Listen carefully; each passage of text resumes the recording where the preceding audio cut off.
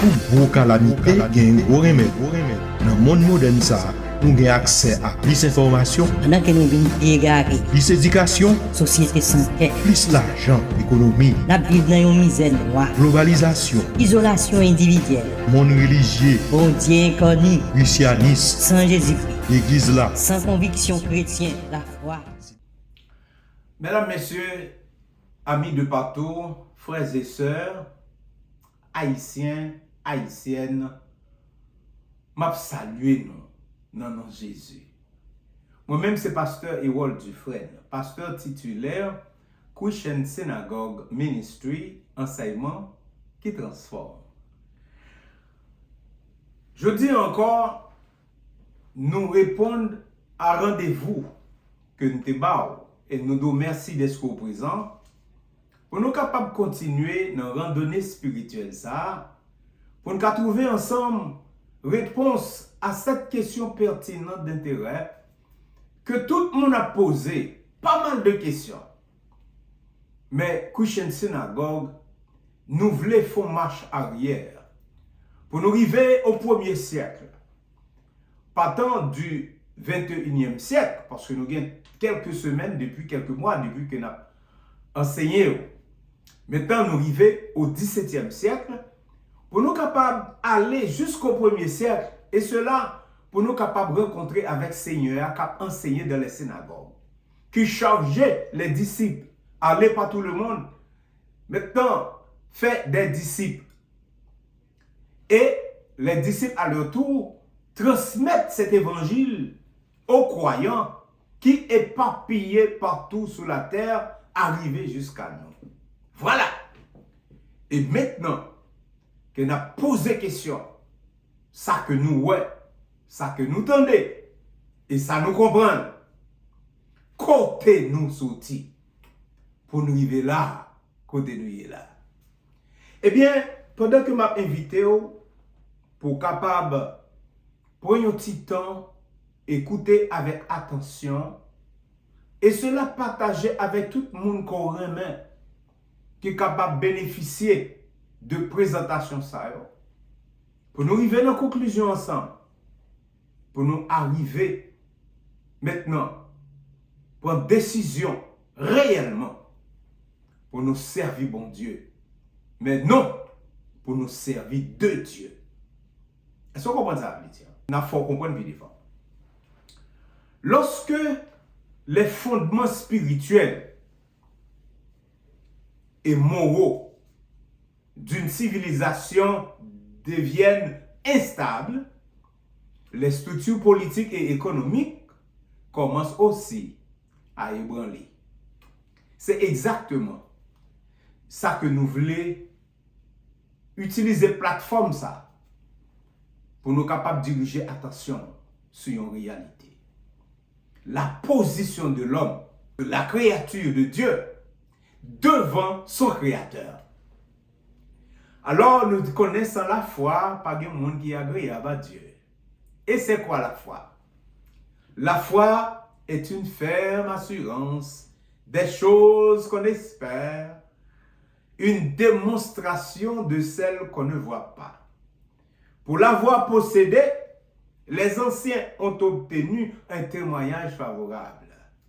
C'est pourquoi c'est par la foi que nous reconnaissons que le monde a été formé par la parole de Dieu, en sorte que ce qu'on voit n'a pas été fait de choses visibles.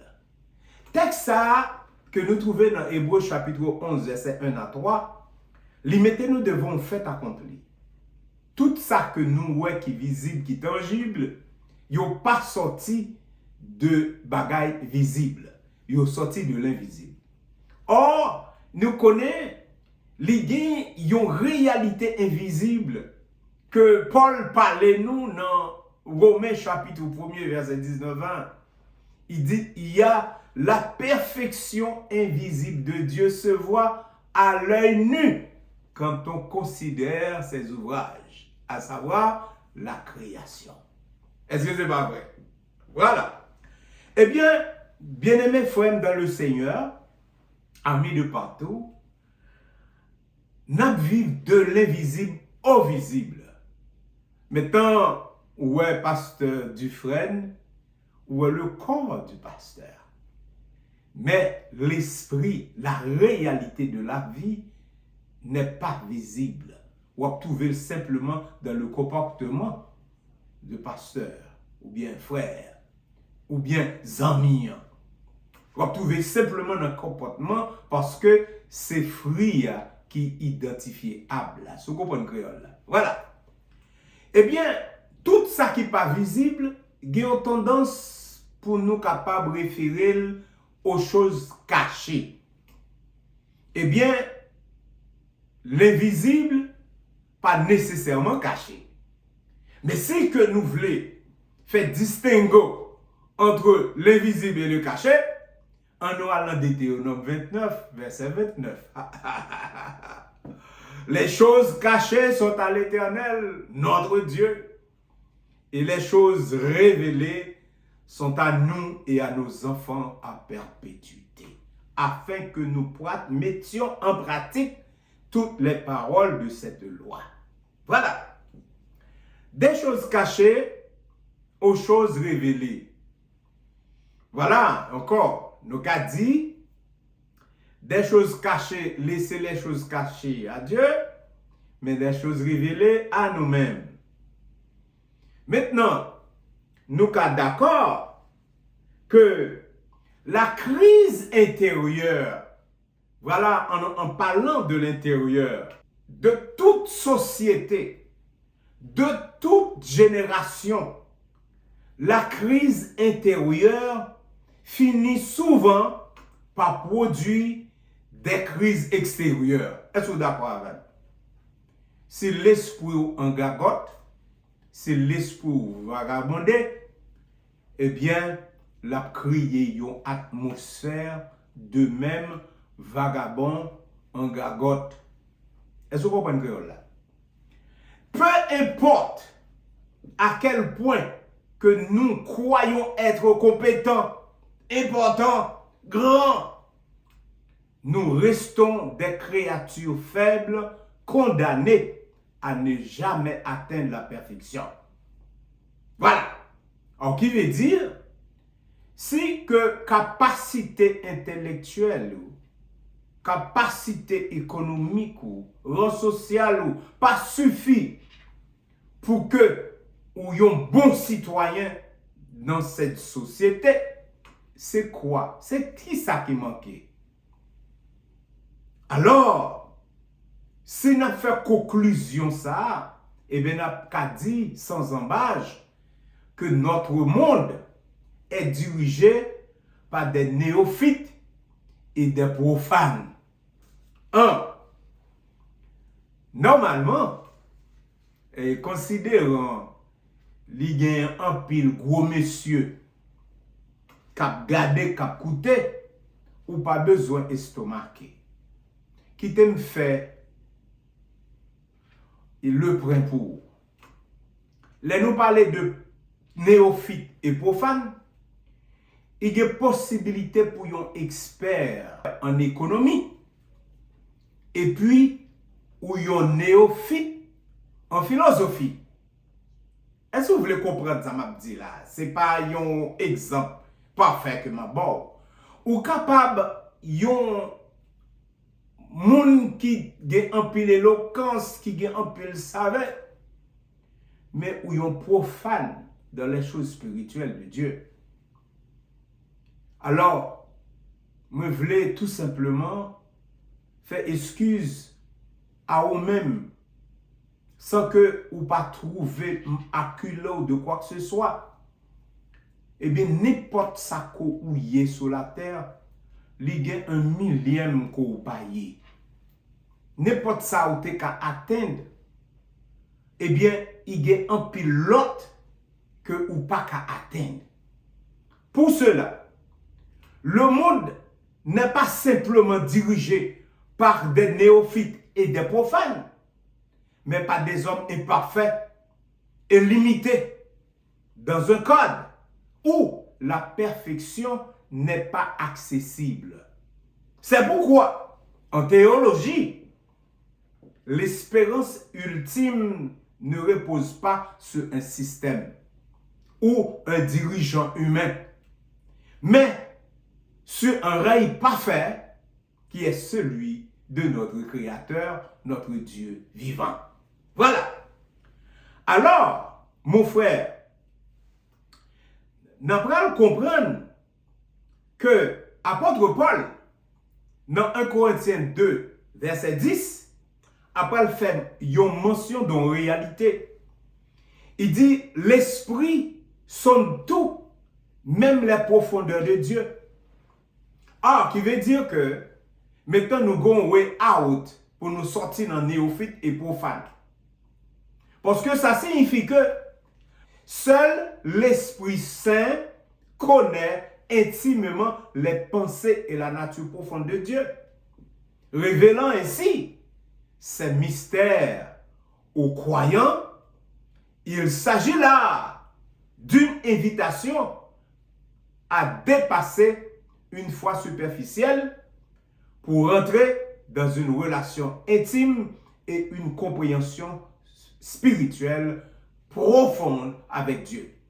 Ça nous dit là, apôtre Paul, dans le texte que l'il utilisé dans 1 Corinthiens 2, verset 10, la montre une capacité, une réserve, une ressource, une provision que l'Éternel fait pour vous, de telle sorte que pour sortir dans néophyte, pour sortir dans profane, maintenant pour rentrer dans plénitude avec lui. C'est pas apôtre Jacques et qu'après dit nous que c'est avec jalousie que Dieu chérit l'esprit qu'il a fait habiter en nous. Ah, Nkembo, l'esprit que nous avons parlé là, c'est pas pasteur Dufresne qui a l'esprit ça. Ou même tout, bon Dieu fait provision pour vous. Ou même tout, bon Dieu fait provision pour vous. Parce que bon Dieu créé l'homme à son image et à sa ressemblance. Lui soufflait dans narine homme un souffle de vie. Et l'homme devint une âme vivante. Ou là-dedans. C'est avec jalousie, bon Dieu placé l'esprit dans ce corps humain. Pour qui ça?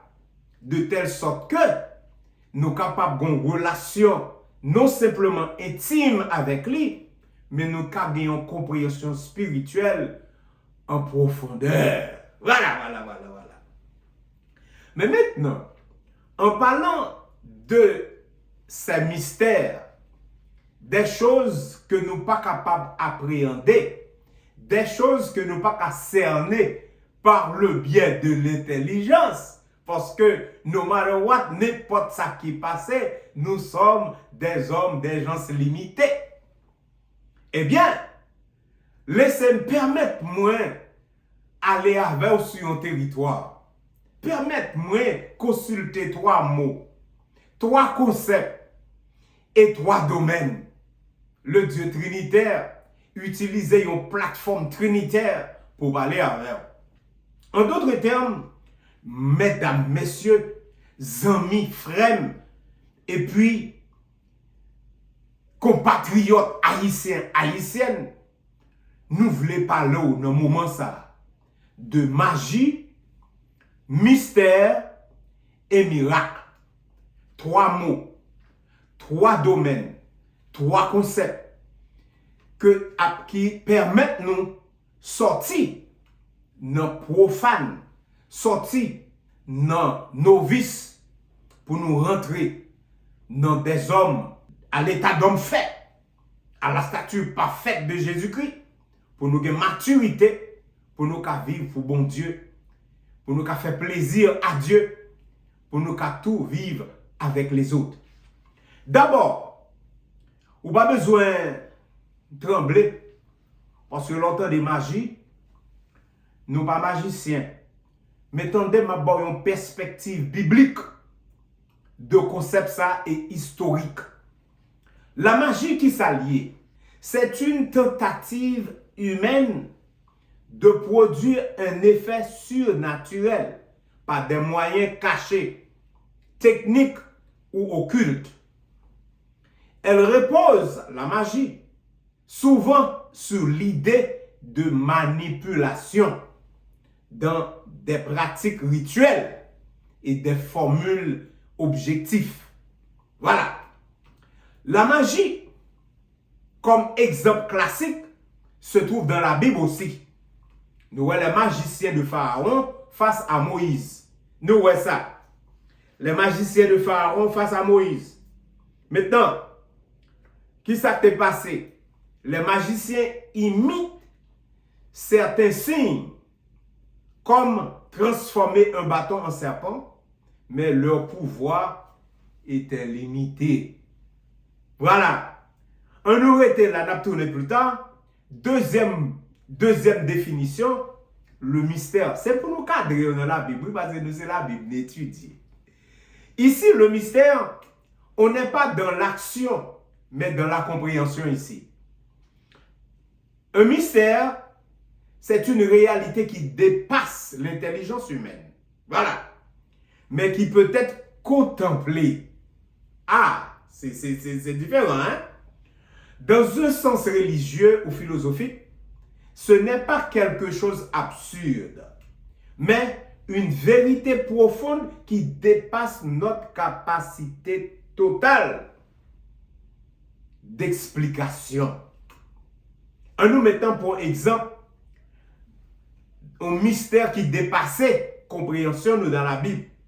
Premièrement, on apprend la Trinité.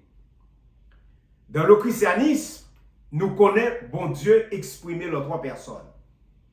Comment donc se fait-il que bon Dieu est à la fois Père, Fils et Esprit? Ce n'est pas illogique, mais ça dépasse la logique humaine complètement. Si nous arrêtons là, on nous allait dans le miracle. Le miracle, c'est un événement concret, observable, qui dépasse les lois naturelles et qui est attribué à une intervention divine. Voilà. Contrairement à la magie, il ne vient pas d'un contrôle humain, mais d'une initiative de Dieu. Alors, nous parlons de miracle, nous ne parlons pas de bagaille l'homme qui est camarade l'homme.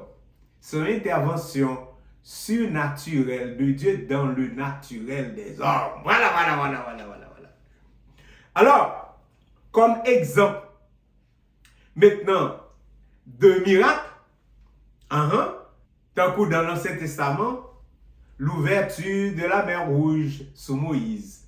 Voilà. Comment on va l'expliquer? L'invisible, l'observable. Comment on va l'expliquer? Bon Dieu ouvre la mer Rouge et puis il fait tout Israël, les enfants de Dieu. Au passé, pendant ce temps adversaire, nous connaissons. Ce n'est ni une illusion, ni une technique humaine.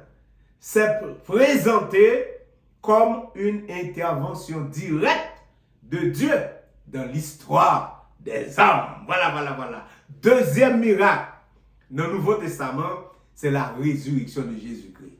Ah, un jour, nous après moucher, après nous vivants dans le ciel avec lui, côté de percé dans la Bible dit nous parle well tel qu'il est. Mesdames, messieurs, mettez toute joie de côté. Mettez c'est sérieux. Pour qui ça? La Bible souvent mettait en garde contre la confusion entre le miracle et la magie. Deux mystères. La Bible mettait nous en garde. Ok? C'est un bagage qui est très profond. Parce que n'a pas arrivé plus devant.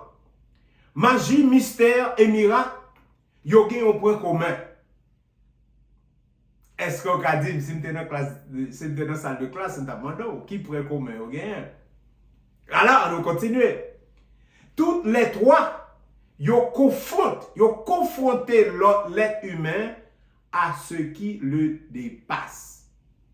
Mais point commun, que ce soit la magie, que ce soit le mystère, que ce soit la résurrection ou bien le miracle, eh bien, tout trois ça yo, ce sont des bagailles qui surnaturelles, inexplicables, incompréhensibles. Voilà, côté yo tous les trois yo rencontrés.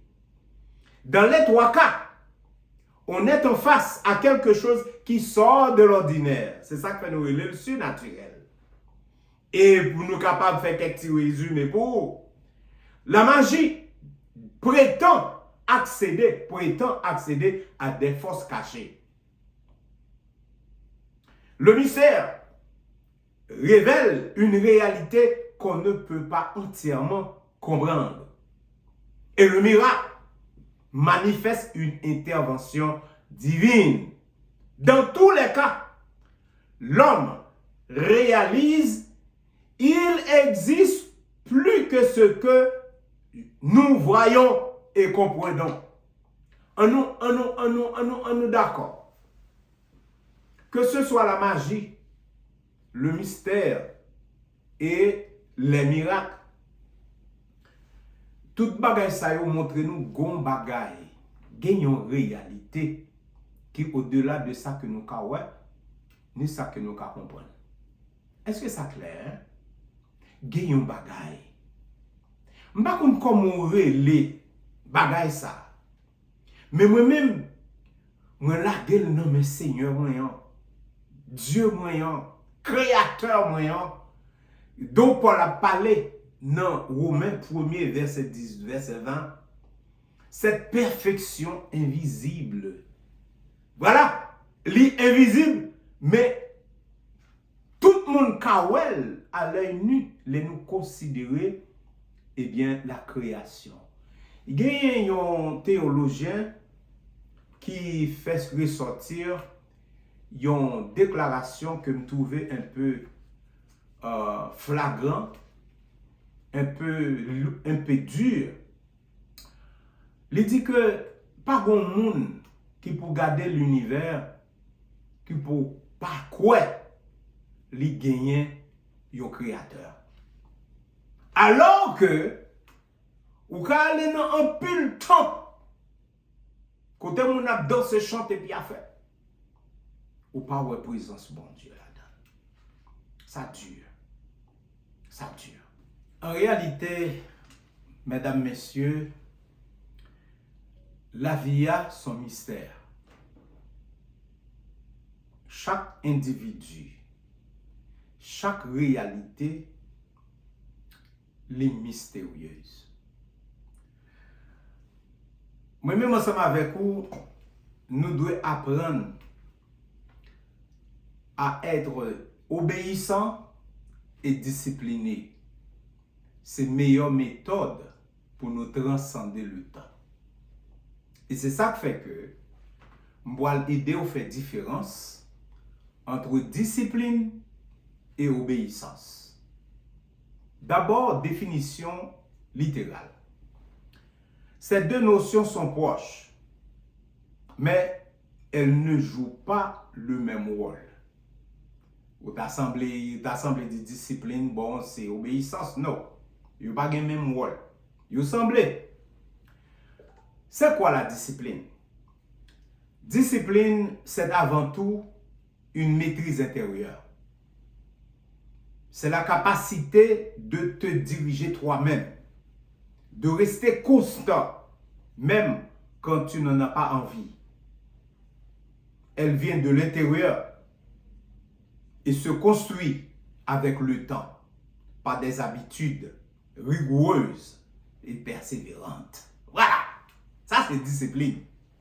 Mais l'obéissance de son côté, c'est plutôt une réponse à une autorité extérieure. Ça, c'est pas de l'intérieur. C'est le fait de suivre une instruction, une règle ou un ordre venant de quelqu'un. Soit bon Dieu dans celle-là, soit un parent, soit un leader, ou bien une loi sociale ou la loi de la vie. Maintenant, il y a une différence existentielle et essentielle. La discipline te pousse à agir par conviction personnelle. À cette discipline, moins, bagaille que je choisis. L'obéissance te pousse à agir par soumission à une autorité. Et mesdames, messieurs, on nous d'accord, moi-même ensemble avec vous, c'est ça qui fait nous moun.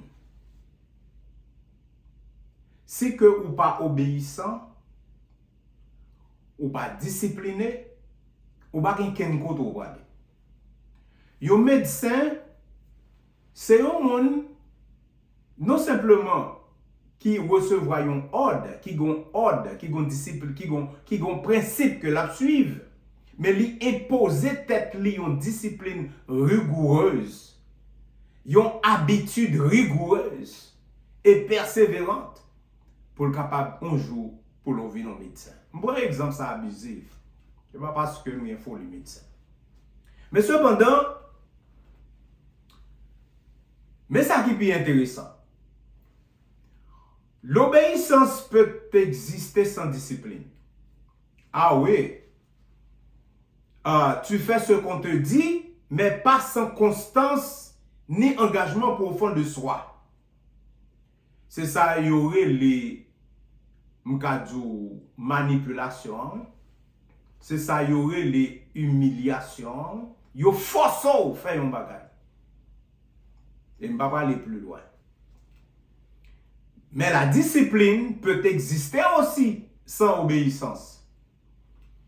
Et là où on discipline sévère, et puis on pas une obéissance, on pas un principe que on va suivre, qui côté on va aller. Que sont accompli sans ou pas un roadmap, ou pas un principe qu'on va suivre, même si on a une discipline. À quoi ça rime? La discipline sans obéissance. Sans principe. On dit n'importe ça qu'on veut accompli depuis li dans cerveau et puis li en dans cœur ou go formule ou pas appliquer ou pas peur souffrir par des gain without pain et bien on va pas accomplir quand même. Yon moun ka oblige ou obéir à un principe. Ouais. Mais pas gon pièce moun sur la terre qui ka force ou pour discipliner. Ça sont bagages qui sorti de l'intérieur et qui personnel. Voilà. Et si toutes les fois où tu as discipliné et obéissant, qui résulte à la baille, on nous regarde. Tu obéis avec une compréhension de constance. Tu es discipliné dans la bonne direction. Les obéissances mettant rencontrées avec discipline, mais qui ça fait? L'obéissance règle ton comportement. Ou est moun k'ap obéi dans comportement, ça le visible. Mais la discipline transforme le caractère. Ah, ça c'est gros. Bon pour qui ça m'a allé dans deux mots ça? Nous sommes passés à pieds joints de trois gros mots qui ont un concept qui est très fragile. Magie, mystère, miracle. Trois éléments ça ont montré nous gon bagay qui existait mais nous pas qu'à cerner par l'intelligence. C'est pas vrai? Eh bien, li gagnons sauf conduit, li gon méthode, c'est la discipline et l'obéissance. Et pour qui ça, dans Christian synagogue, nous passer par éléments ça yo, maintenant pour nous déboucher sur le 17e siècle, pour nous après regarder le premier quart du 17e siècle comme un tournant de l'histoire qui est intéressant. Mes amis, servir bon Dieu, pas vle dire m'a servi de Dieu. Essayez de comprendre la différence. Servir bon Dieu ou bien servir de Dieu. L'observer bon Dieu, c'est tête ou soumettre à sa bon Dieu dit. L'observer de Dieu ou utiliser bon Dieu pour de l'affaire. Maintenant, on va aller au premier quart du 17e siècle Et n'a pas encore posé cette question. Qui côté nous sorti pour nous arriver là, côté nous y est. Les grandes destinées se construisent souvent en silence pendant les 25 premières années. Alors que le premier cas du XVIIe siècle, c'était en 1600 et 1625. Si vous songez pattern que nous déborlons. Et puis période ça, c'est une période de grande tension religieuse et politique. Attention, hein? Prêtez attention là. Il y a une époque de grande tension religieuse et politique. Plusieurs événements majeurs ont marqué ce début de siècle et ont préparé de profondes transformations en Europe et dans le monde. Tenez ça bien. Est-ce que je peux répéter? Au premier quart du XVIIe siècle, 1600 au 1625, plusieurs événements majeurs dans l'époque ça ont marqué ce début de siècle et ont préparé de profondes transformations en Europe et dans le monde. On va avancer. Le XVIIe siècle, on nous garde les crises religieuses et les guerres. Bien entendu, nous avons fait un retour spirituel pour nous capables de joindre les tournants de l'histoire qui marquaient l'homme spirituellement. Est-ce que c'est ça clair? Eh bien, on nous garde avec un loup. Au début du XVIIe siècle, l'Europe traverse une profonde division religieuse entre catholiques et protestants. Ça, il y aurait la guerre de 30 ans. La guerre de 30 ans commençait en 1618 et elle finit en 1648. 30 ans de guerre. Et il y a un autre événement qui fait dans l'intervalle, qui est important pour nous parler de lui. L'autre événement, ça, c'était l'arrivée de Mayflower en 1620. L'aime dit Mayflower, eh bien, qui ça voulait dire pour les Américains ici aux États-Unis? Eh bien, qui ça t'ayait? Mayflower, c'était un bateau. Eh bien, événement ça, il était fait sur le même climat de tension religieuse en Europe. Qui étaient les passagers du Mayflower? Eh bien, les passagers qui étaient dans le bateau ça, ils étaient appelés des pèlerins. En grande partie, des puritains séparatistes anglais qui voulaient séparer de l'église officielle d'Angleterre, dirigée par le roi James I en Angleterre, Jacques Ier, le roi Jacques Ier en Angleterre, qu'il jugeait trop proche du catholicisme. Eh bien, qui te mettait ça en petit genre condensé, eh bien, moun qui était sous bateau Mayflower, eh bien, c'était pèlerin au pays. Moun qui était a fui, yon pression que roi maintenant qui t'est fait, qui t'est imposé à l'église en Angleterre, parce que l'église a été trop collée avec le catholicisme. Pas oublier, tous deux événements ça la guerre de 30 ans et le départ et l'arrivée de Mayflower, nous a dit Boston. Mais maintenant, qui objectif passager ça c'est pour être capable de pratiquer foi librement selon leurs convictions. Ils veulent pratiquer foi librement selon gens yo pensé. Mais pas moun pour forcer yo pour yo vivre selon ça on moun veut. Vous voyez des disciplines et obéissance sans sortir. Voilà. Ce qu'il faut comprendre ici, le Mayflower précède l'intensification du conflit intensification du conflit de la guerre de 30, parce que c'est à peine 2 ans la guerre de 30 ans a commencé. Alors qu'il veut dire dans la même atmosphère ça, après la réforme protestante, te gen un pile méli-mélo en Angleterre, parce que guerre de 30 ans ça, et arrivée de Mayflower en Amérique, et bien 2 événements ça yo gagné même division religieuse comme base. Yo issu d'un seul problème qui produit de grands événements. Alors, si vous considérez Mayflower rentré ici, ben naissance à un peuple, je dis à qui ont grande puissance, eh bien la guerre de 30 ans, eh bien n'a pas le garder, n'a pas le focus plus sur la guerre de 30 ans pour nous voir qui ça qu'elle produit pour le monde religieux. Ah, on va avancer. La guerre de 30 ans, comme nous disons que c'est une guerre qui commençait en 1618 et puis il finit en 1648. En 1618, maintenant c'était au début du premier quart de siècle.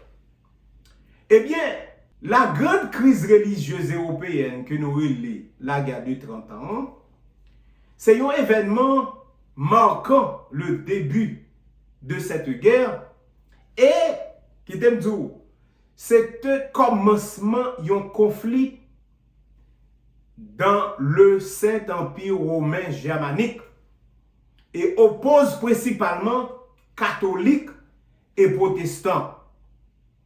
Mais ça qui marquait début guerre là, c'était un événement qui aurait la défenestration. Défenestration. Ouais, fenêtre là-dedans. Comment est-ce que ça y est? Eh bien, c'est des nobles protestants qui étaient jetés des représentants catholiques de l'empereur par une fenêtre du château de Prague. Alors, c'est pour ça au événement ça début en poté la défenestration de Prague en 1618. Cette guerre deviendra l'un des conflits les plus destructeurs de l'histoire européenne au début du XVIIe siècle. Mais maintenant, nous ne pouvons pas passer en détail dans une guerre qui prend 30 ans pour le faire. Nous ne pouvons pas prendre 30 minutes pour nous parler de lui. Mais on nous regarde quelques conséquences religieuses. Est-ce que d'accord avec nous? On regarde quelques conséquences religieuses. Eh bien, d'abord, les conséquences religieuses de la guerre de 30 ans sont profondes. Elles marquent la fin d'une époque donnée par les guerres de la foi et souvent, après ma répondre ça, les conséquences religieuses de la guerre de 30 ans sont profondes. Elles marquent la fin d'une époque donnée par les guerres de la foi et ouvrent la voie à une nouvelle relation entre religion et politique. Mais, alors, avant d'aller plus loin, je voulais rappeler que le premier quart du XVIIe siècle, il y a une transition qui a fait de un focus religieuse à un focus politique. Maintenant, guerre comme nous après à reculons, yo plus basé sur la foi. Comme nous remarquons après le XVIIe siècle, maintenant un peuple après prendre naissance les États-Unis, capable venir, capable faire pile bagaille dans l'histoire et je dis que nous connaissons ça qui passé. Et si vous pas comprendre pour pas perdre garder vidéo nous fait déjà parce que ça c'est 4e non. Et nous devons dire que il y a un chiffre qu'a fait de spiritualité à politique. On nous regarde plus. La reconnaissance officielle du pluralisme chrétien. MENI. Reconnaissance officielle du pluralisme chrétien. Les notions de pluralisme chrétien, ça veut dire un bagage que nous avons expliqué. Fin guerre là, ils ont fini par faire un traité de paix. Et traité ça, ils ont relé Westphalie. Traité Westphalie ça, il établit un tournant majeur. Premièrement, le protestantisme luthérien et calviniste est officiellement reconnu.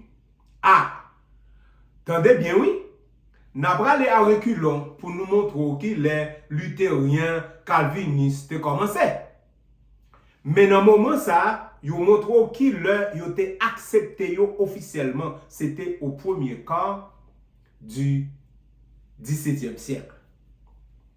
Le catholicisme conserve ses droits.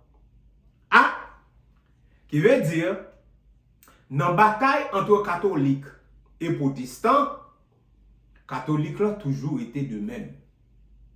Ils conservent ses droits. Mais maintenant, il y a une addition qui fait, et maintenant, nous vivons un pluralisme, protestantisme. Maintenant, ça qui arrive, dans le moment ça, il vient gagner fin de l'idée d'une Europe unie sous une seule foi.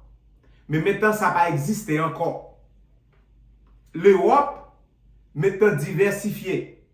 Il vient une liberté en traité de paix qui fait selon les traités de Westphalie, qui autorisait tout le monde, grand monde de son lacaille. Qui veut dire tout le monde qui a choisi, Jean voulait, pour être capable de servir bon Dieu.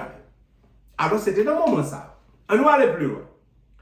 Eh bien, à un coup terme, la guerre de 30 ans a laissé une Europe épuisée, mais elle a aussi posé les bases d'un monde moderne, des États souverains.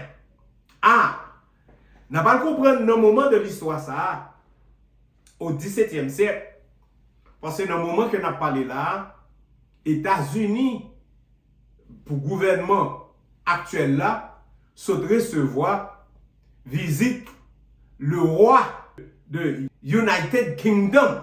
Alors c'est ça qui fait que nous avons dit que côté nous sortir pour nous arriver là, c'est comme si son actualité n'a vive entre catholiques et protestants. Et nous connaissons tout remue-ménage, tout kachouboumbe qui gagne dans les médias qu'on y a par rapport à sa gouvernement a dit, et ça lui-même Vatican, le pape, lui-même l'a prêché la paix.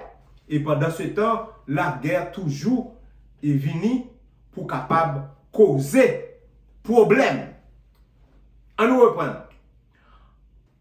Le recul du pouvoir religieux en politique, parce que nous ne pas oublier, moi dis une transition qui fait de pouvoir religieux en pouvoir politique au début du XVIIe siècle. Après 1648, les grandes guerres européennes ne sont plus principalement religieuses. Entendez ça bien. Les conflits deviennent politiques, territoriaux, pour ne pas dire géopolitiques, ou dynastiques. La religion perd son rôle de moteur principal des conflits. Parce que maintenant, c'est la politique maintenant qui prend contrôle des choses. Est-ce que nous comprenons transition là? On nous regarde spirituellement et théologiquement. Maintenant, qui ça? Guerre de 30 ans, qui ça veut dire pour l'église aujourd'hui? C'est très important. Quand la foi perd son cœur, elle devient un instrument de division. Les ça qu'on y a gardé, eh bien, aspect théologique et spirituel de la guerre de 30. Les que la foi, li perdu, cœur li, eh bien, la religion, il devient un instrument de division. Ce conflit né de catholiques et de protestants montre une vérité dure. Mais vérité. on peut défendre Dieu sans vivre selon Dieu.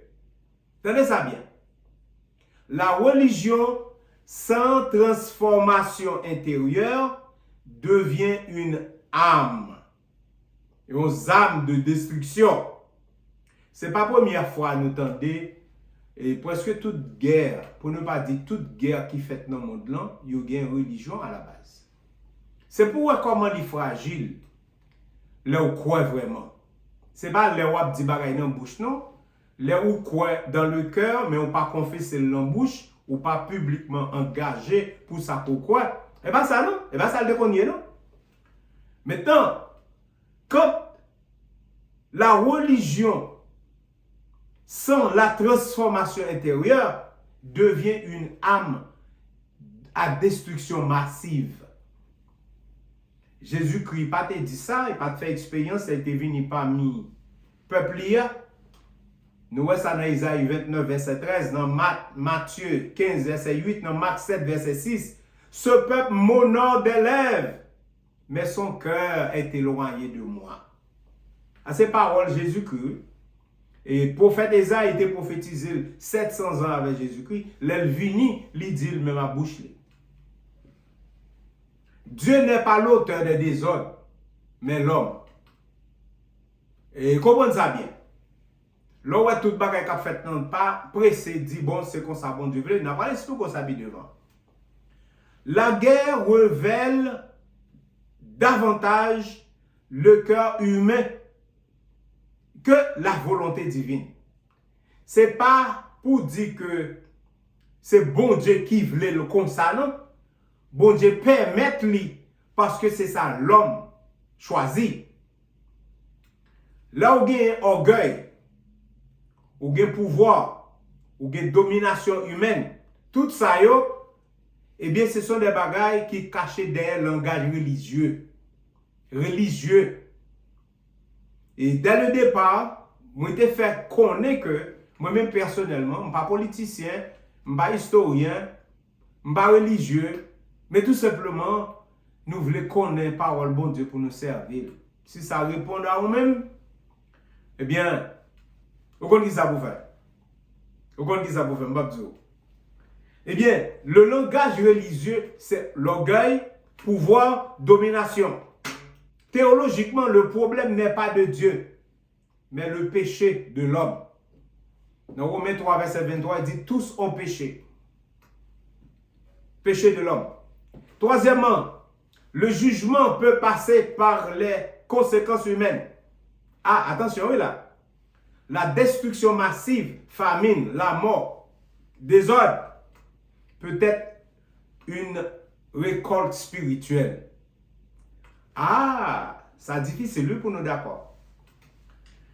Et il y a des bagages que nous ne sommes pas capables de souhaiter pour ça qui est passé Jérémie, on pas passer nous. Mais cependant, on dirait que nous nous direction comme ça. Famine, mort, désordre, chaos.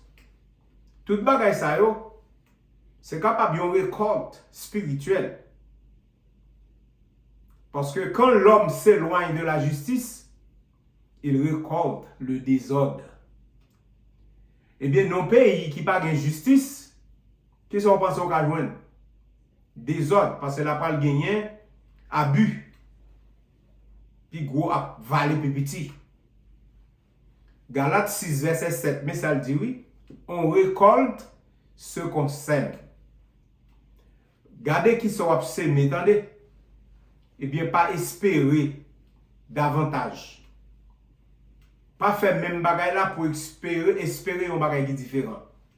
Son faire, c'est lui qui a toujours produit la même chose. Je vais le dire de l'autre façon.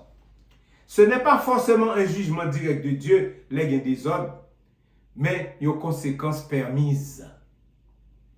Bon Dieu, pas fait des ordres, mais il permet lui parce que souvent de lui enough la quitter, la permet tout. Parce que demander, il y a bao. Frapper, il y a pour. Chercher, il y a trouver. Dieu restaure malgré le chaos. Alors ça c'est Ça c'est très important. Et bien même là où est gros désordre, et bien bon Dieu fait provision oui, de restauration. Dieu permet parfois la crise pour réorganiser les choses. Voilà. Il y a une nouvelle ordre qui naît. Plus de tolérance religieuse, plus de limites de pouvoir.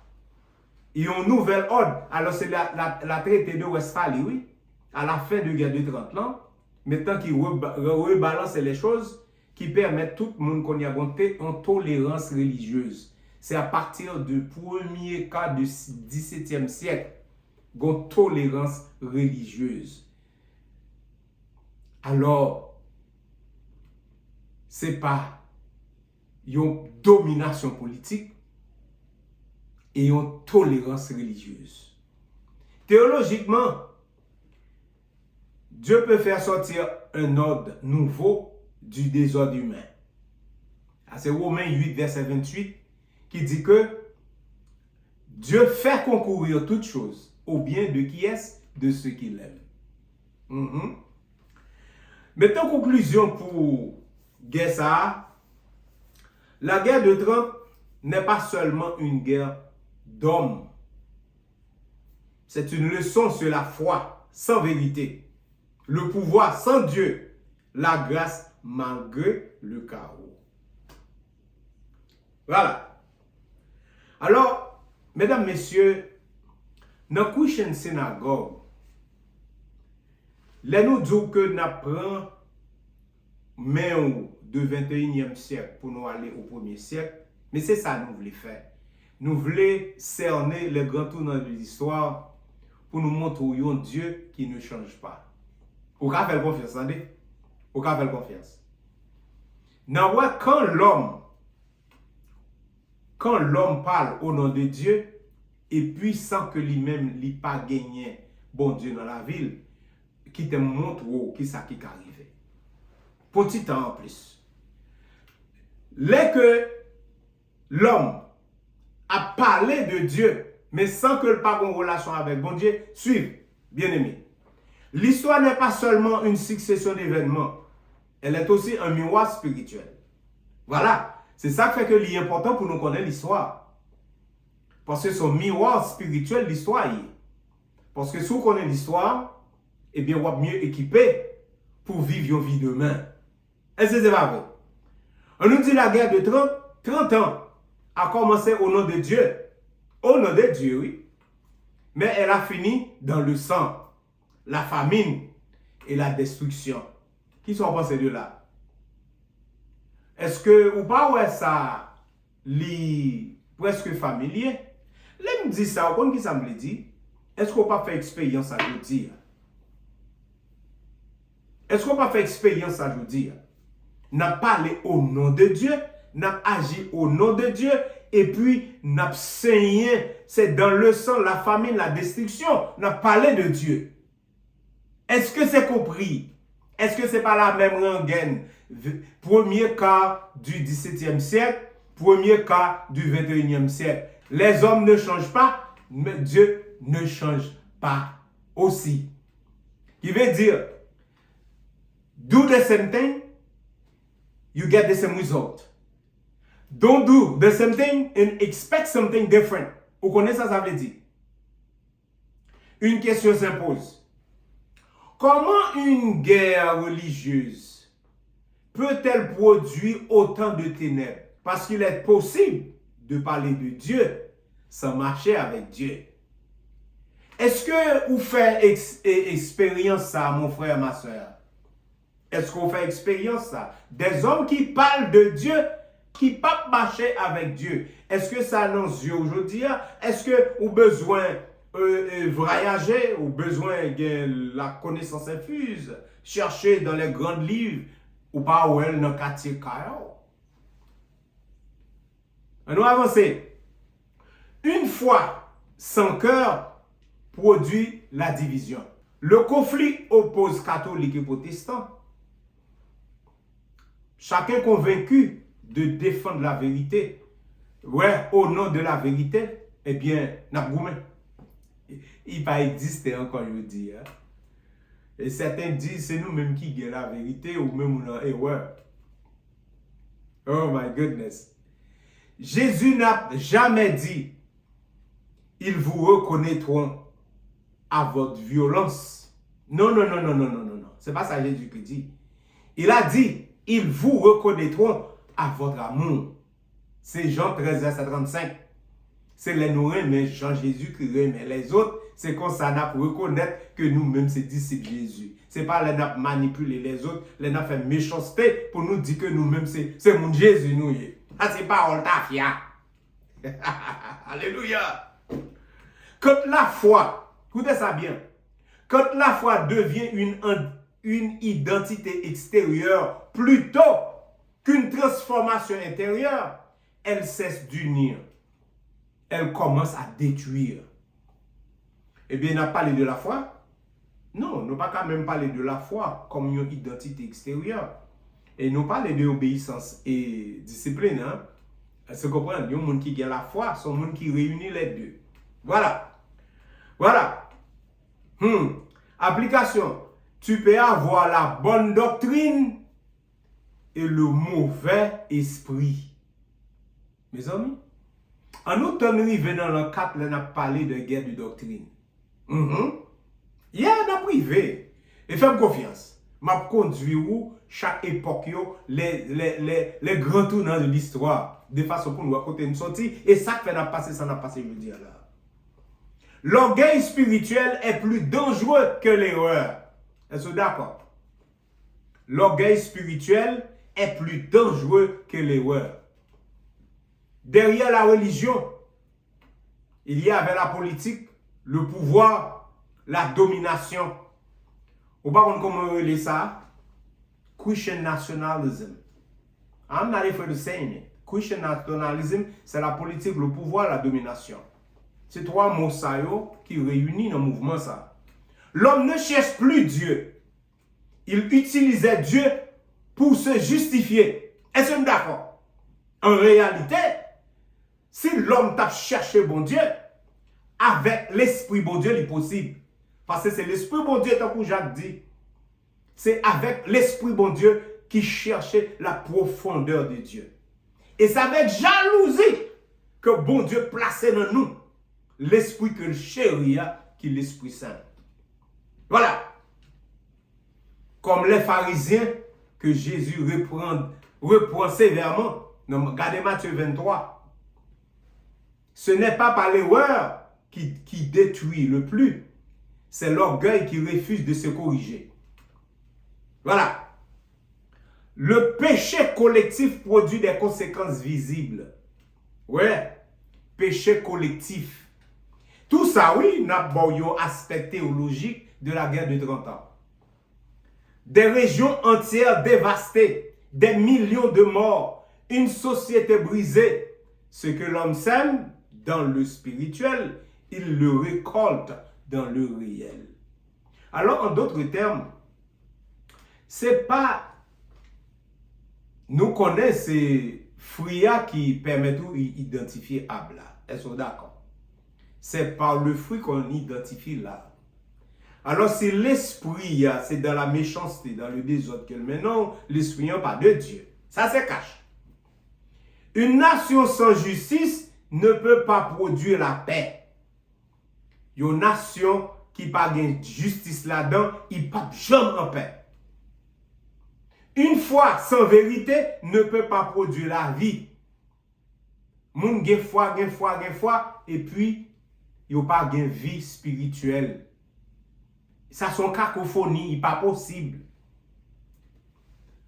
Du reste, Dieu était souverain, même dans les chaos. Bon Dieu était souverain. Voilà. La guerre se termine avec les traités de Westphalie. Un traité de paix. Pas oublier, 30 ans de domination, 30 ans de destruction, et bien, une nouvelle ordre, et bien, qui produit. Eh bien, nouvelle ordre sont en traité de paix. Alors qu'il veut dire chaque monde a une responsabilité, chaque monde doit d'accord pour chaque monde, grand monde dans son lacaille, pour y adorer, pour y être capable et louer Jéhovah. Dieu n'a pas initié le chaos. Non, nous c'est ça. Mais il a permis que nouvel équilibre en sorte. Et par dans Romains 8, verset 28, Dieu fait concourir toutes choses au bien de ceux qu'il aime. En conclusion, bien-aimés, on a fini là. La guerre de 30 ans n'est pas seulement une histoire ancienne. Les nous disons dans la synagogue, n'a pas laissé répondre à la question côté nous sorti pour nous arriver là côté nous hier ou mettre bon nous crédit sous crédit 4. N'a fait parcours avec vous pour nous montrer les grands tournants de l'histoire. Et c'est ça qui fait que nous croyons au bon Dieu qui vivant. Nous croyons. Et je dis, moi crois au bon Dieu qui vivant. Et lui montrer dans la vie. Dans la vie. Il y a un Dieu qui vivant. Et me crois. La guerre de 30 ans, si vous n'avez jamais entendu parler de ça, à regarder dans l'histoire. Ce n'est pas seulement une histoire ancienne. C'est un investissement vivant. Tu peux être dans la religion et loin de Dieu. Ça, ce n'est pas du nouveau. Tu peux défendre la vérité sans vivre la vérité. Ah, c'est pas parole pasteur du frère. Est-ce que je sers Dieu? Je vais poser peut-être une question ça. Je vais poser le pour. Est-ce que je sers Dieu ou est-ce que je me sers de Dieu? Qui te mette dans mon cœur. Est-ce que c'est servi, m'a servi bon Dieu, ou bien me prend bon Dieu pour m'utiliser pour profit personnellement? Posez cette question et vous avez une réponse peut-être.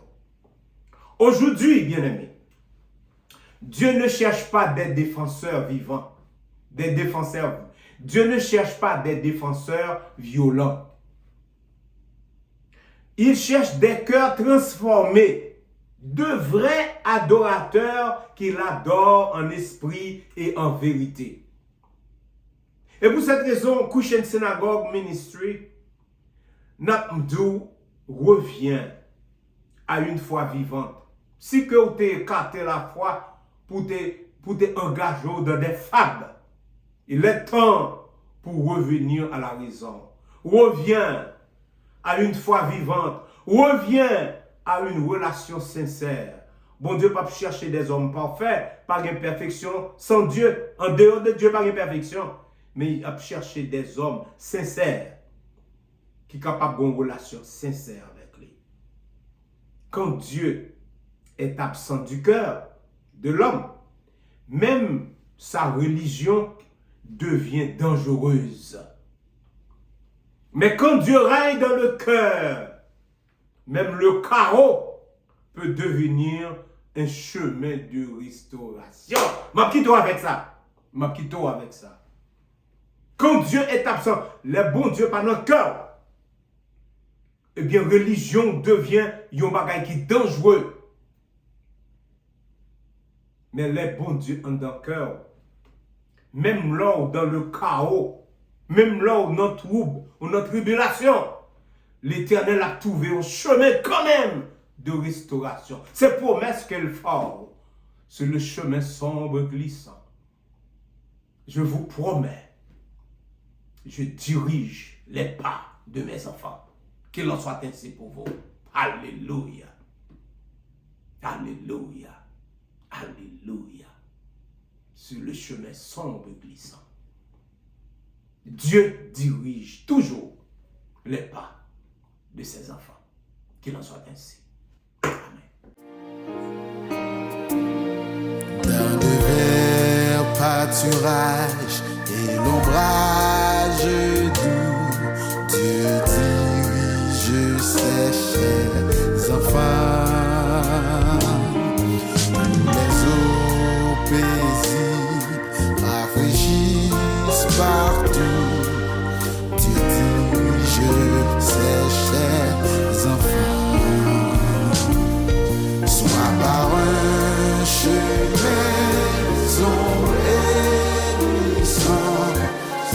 par la foi.